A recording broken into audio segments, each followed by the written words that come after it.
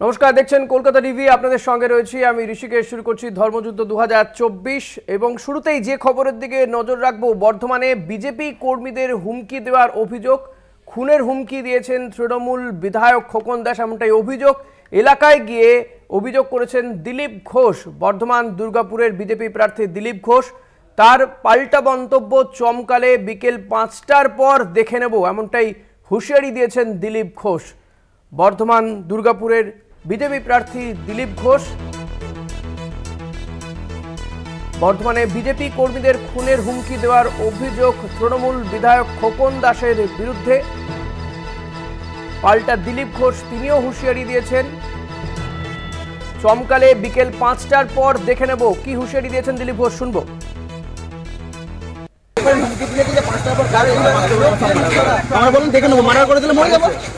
মরে যাওয়া না, দিলীপ দাও মাস্টার নামটা নেবে। কতজনকে মেরে যাই তো কানের নিচে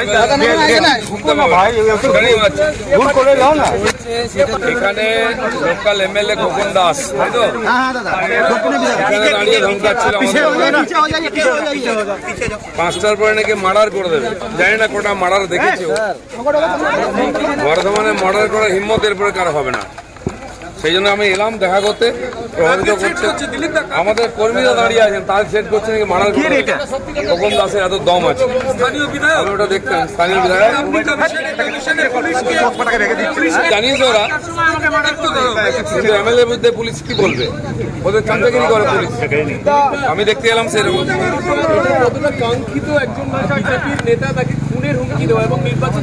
দেখুন, এটাই রেসিপি। টিএমসির কিছু গুন্ডা, তারা নেতা হয়েছে, এমএলএ হয়েছে, তারা লোককে ভয় দেখিয়ে ভোট করে।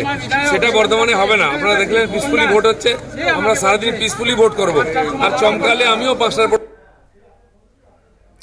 দিলীপ ঘোষ যেমনটা বললেন, চমকালে আমিও বর্ষাবো, এবং তার বক্তব্য আরও যে বিকেল 5টার পর দেখে নেব।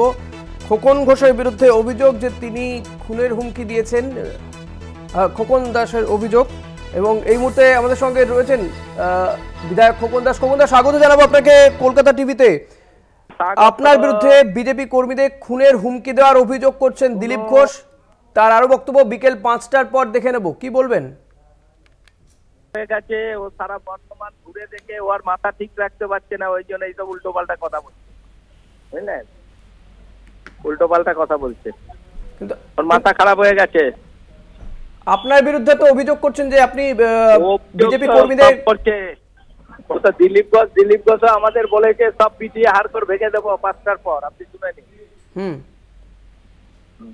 খোকন দা, দিলীপ ঘোষ বলছেন 5টার পর দেখে নেবেন। ও সব ওর গল্প।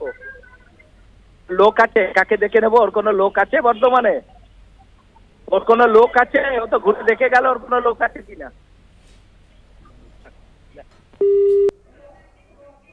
অনেক ধন্যবাদ আপনাকে। কথা বলছিলাম তৃণমূল বিধায়ক খোকন দাসের সঙ্গে, এবং তিনি বলছেন দিলীপ ঘোষের সঙ্গে কোনো লোক নেই, তিনি কি দেখে নেবেন, এমনটাই তার বক্তব্য। তৃণমূল বিধায়ক খোকন দাস, তার বিরুদ্ধে পাল্টা অভিযোগ যে তিনি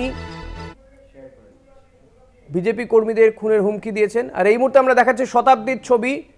বীরভূম কেন্দ্রের তৃণমূল কংগ্রেস প্রার্থী শতাব্দীর রায়, তিনি বিভিন্ন বুথগুলো ঘুরে দেখছেন। 15 বছর তিনি সাংসদ রয়েছেন, এবার জিতলে 4র্থবার হবে, কিন্তু তিনি যথেষ্ট আশাবাদী এবার নির্বাচনে জেতার ব্যাপারে। তার বিরুদ্ধে বিজেপি প্রার্থী দেবতনু ভট্টাচার্য, একদম শেষ পর্বে দেবতনু ভট্টাচার্য প্রার্থী হয়েছেন, কারণ প্রাক্তন আইপিএস দেবাশিস ধর তাকে প্রার্থী করেছিল বিজেপি, কিন্তু তার মনোনয়ন বাতিল হয়ে যায়। শতাব্দী রায়, তিনি